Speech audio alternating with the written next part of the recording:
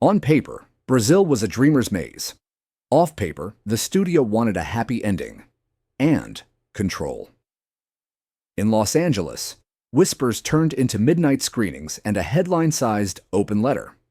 You won't see Terry Gilliam's win the same way again. Stay tuned. Number 6. Brazil versus Universal. Winter 1984, London. The rough cut played like a bureaucrat's bad dream. Ducts, dossiers, daymares. In Los Angeles, the math looked simpler. Happier ending, tighter runtime, wider play. Gilliam had a final cut clause and a dislike for tidy resolutions. The studio had preview cards and risk models. On paper, it worked. In person, it didn't. February 6, 1985, Universal pressed for trims despite that clause. Spring meetings soured.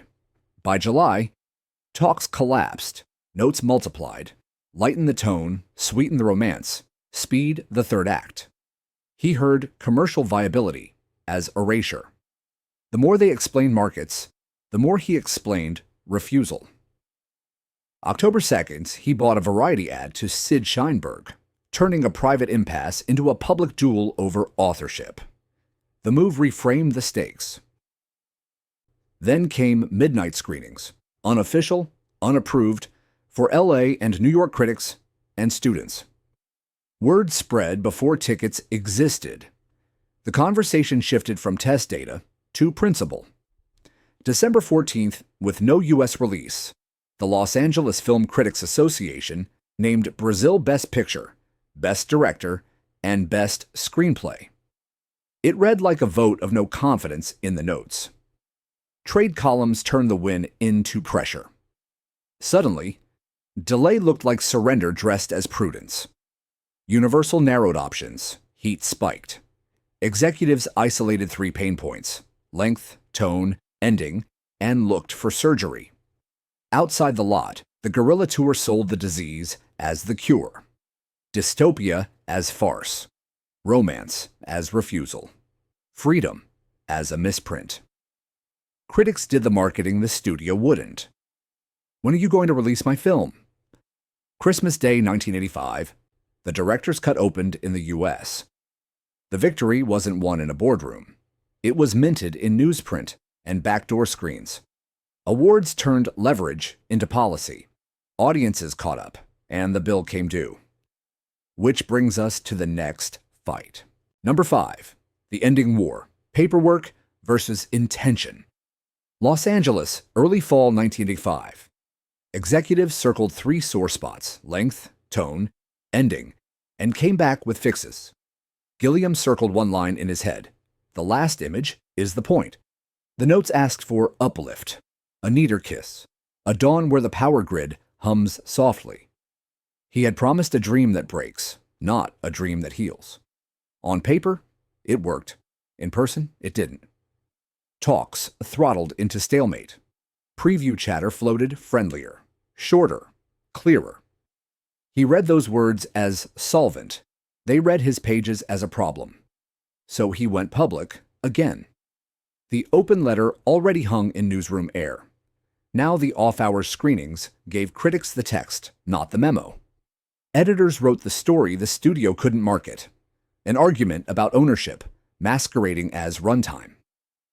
Sid wants a happy ending. Mine isn't negotiable.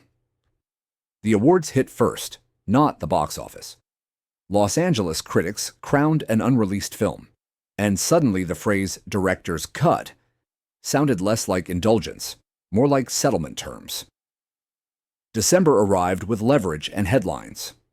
Christmas Day brought the U.S. release, his cut, his ending, his bruise left visible. From there, the silence did the talking. Which brings us to the collateral. Number 4, awards as leverage, critics as crowbar. December 1984, London.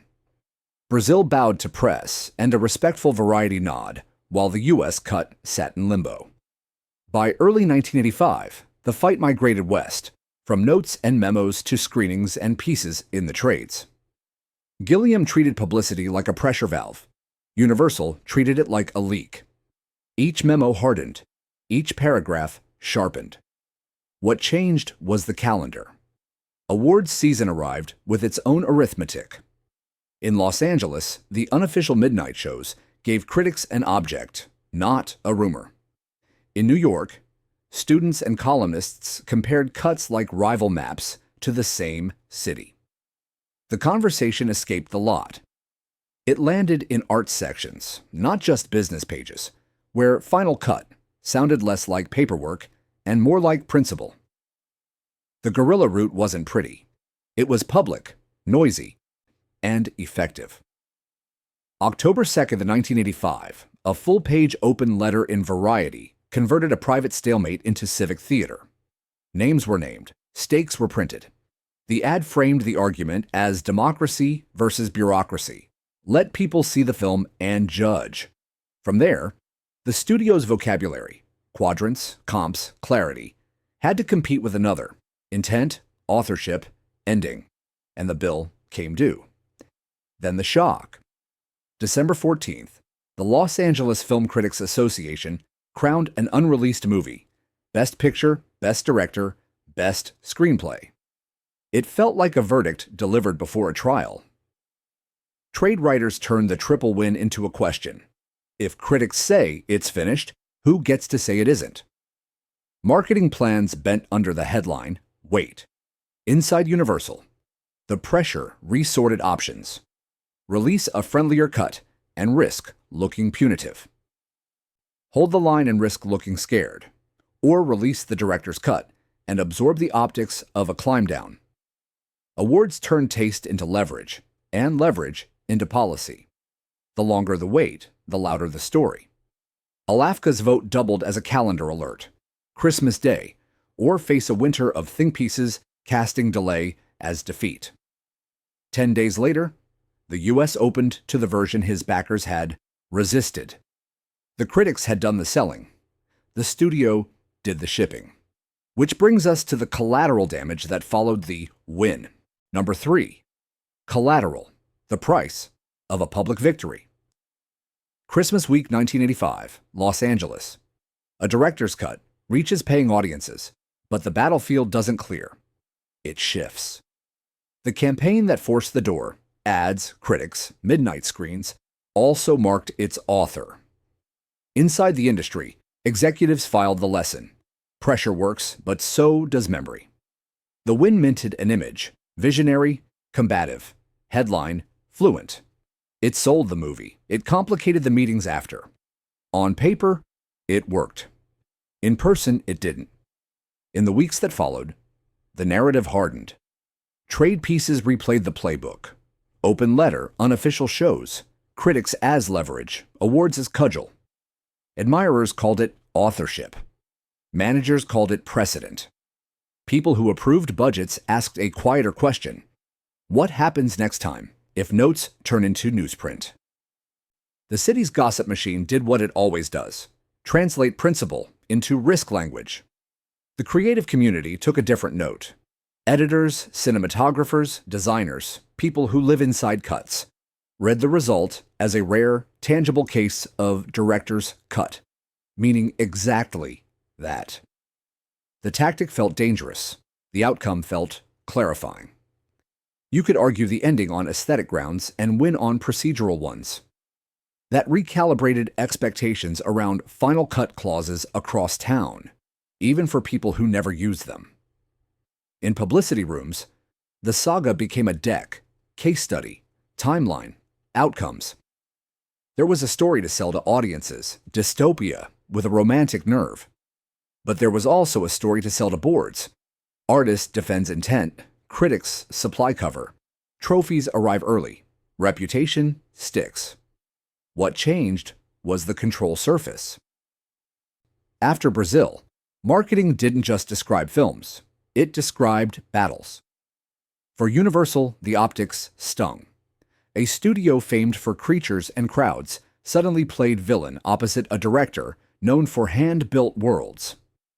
It wasn't a good billboard, especially when the billboard was literal. Black ink in Variety, headlines in the trades, a season of think pieces that turned corporate preference into cultural verdict. Even a clean release couldn't erase the path to it. Full-page open letter in Variety, October 2nd, 1985. The director kept the ending. The studio kept the scar. The town kept the memory. A cautionary fable about how far a filmmaker might go when the note says happy and the frame says truth. From there, the silence did the talking. Which brings us to the rulebook that got rewritten. Number 2. The rulebook rewritten cuts as currency. Early winter 1985, Los Angeles. The negotiation had outgrown the room. Contracts promised final cut, under stated conditions. Memos argued those conditions had shifted. Gilliam treated the clause like a boundary. The studio treated it like a hinge. The public theater, ads, interviews, critics, turned a legal footnote into a civic headline. On paper, it worked. In person, it didn't. Departments downstream felt the tremor. Marketing wondered how to sell two endings. Legal weighed precedent if a director weaponized publicity.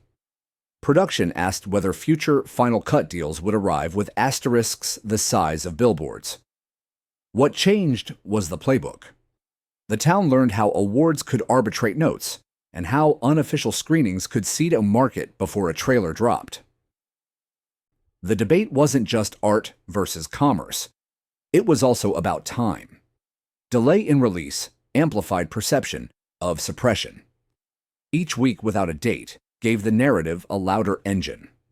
The conversation moved from, "Is the film too long?" to "Who gets to call it done?" That shift pains executives more than any extra reel. It reframes power, not pacing. Unofficial midnight screenings in Los Angeles and New York put finished reels in front of critics and students while the official cut sat. Inside Universal, risk got recalculated. The friendlier edit risked looking punitive. The holdout risked looking frightened.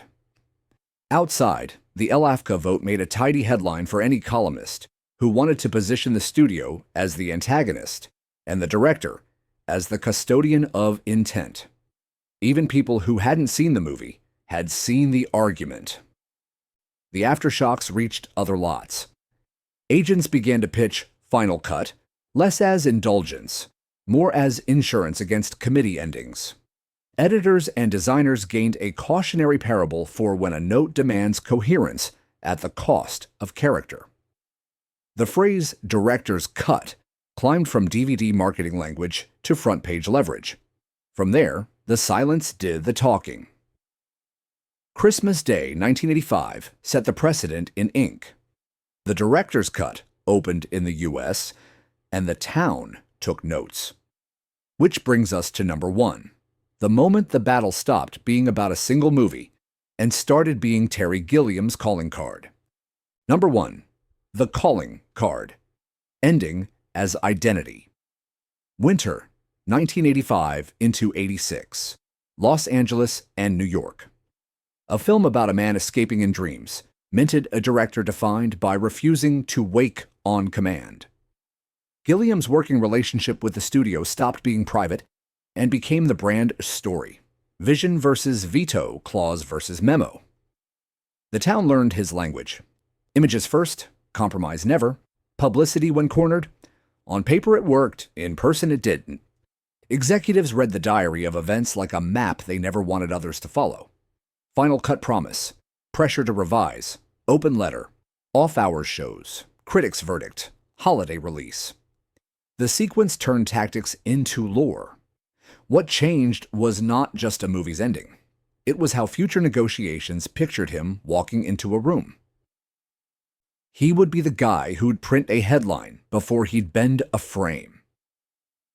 Inside craft circles, that stubbornness translated into trust. Editors, designers, and actors recognized the signal. If he fought this hard for an ending, he'd fight for the scene, the joke, the texture. The cost was real. Meetings cooled, budgets fretted, but the benefit was equally real. A crew willing to climb a hill for a shot because the shot would live untouched. Then came the receipts that travel. LAFCA's Triple Crown arrived 10 days before the U.S. opening, turning Too Dark into award-winning in a single headline.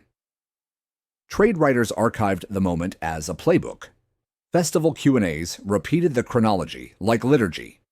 Ending as intention became the Gilliam guarantee, as legible as a credit.